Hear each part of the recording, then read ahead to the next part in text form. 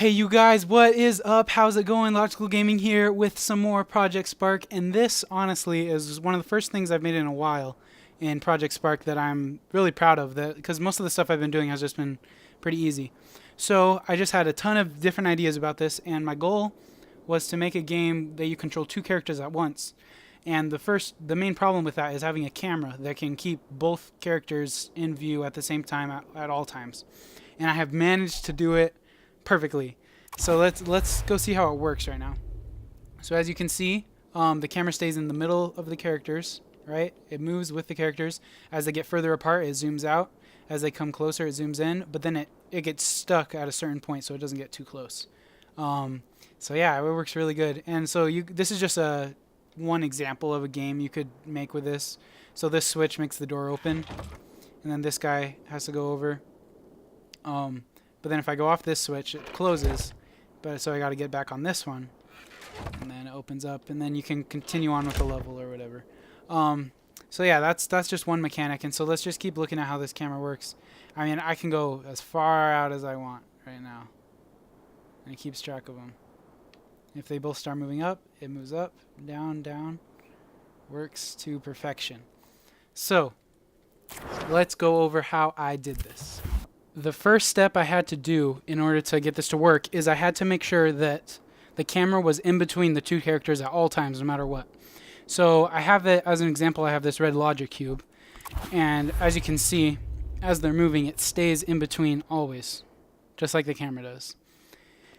And how I managed to do this, if we go into the code, is I took the both of their positions. Let's look at it.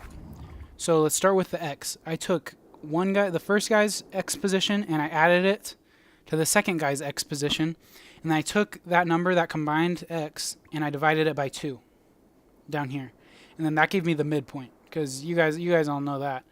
You add the 2 and then divide it in half, and that gives you the midpoint. And so that gave me the X value that will always be in between, and I did the exact same thing with the Z, which is the forward and backwards. Y is up and down. And so I did the exact same thing with the Z, and that's what you can see happening with the red logic cube. Is it keeps the in-between X and the Y value, and it just takes the average of those. Yeah. And so that got me the motion side to side always staying in the middle. But then the next hardest thing, and what was probably the trickiest, was getting the zoom to work. So what I did, in this guy's brain, he keeps track of how far away he is from the other character in this number variable that I just named distance between characters. So I take that number variable and I use how far apart the two characters are to determine how high up or down the camera will be. So if we look at this camera, its Y position, its up and down position equals that distance between the characters. So when the characters are further apart, the Y position is a bigger number, and so it goes up higher. And then when they're closer together, this variable is lower, because that's what it is, they're closer. And then the Y position is lower, and so the camera goes down. And I have the plus 20 because without the plus 20, it's always too low. So let's just show. It actually starts off underneath the characters,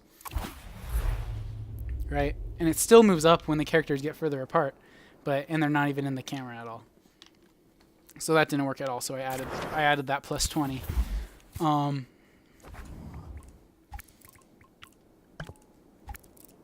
let me put that back before I forget.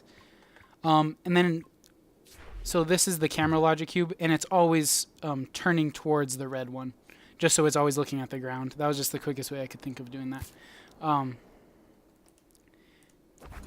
And I think that is pretty much all I had to worry about. Since these characters can't jump, I don't really have to worry about that too much. Although it should work, I programmed it in, so when they jump, the camera will move up because it'll adjust to that. But so that's it. I'll do another quick rundown in case you guys didn't get that. So I found the midpoint of the characters, made sure the camera was always in the middle, no matter where they are, and then I turned the distance in between the characters, and I flipped it vertical to be the same number as the camera going up and down. So I hope that made sense to you guys. thank you so much for watching. Please comment if you're confused or if you need further explanation. I really try to do a good job with this because it's kind of complicated because it has math. All right, thank you guys so much for watching, and I appreciate every single comment, every single suggestion, because even if I don't use the comment in a video, sometimes it gets me thinking of other stuff, and then that's how these videos are made.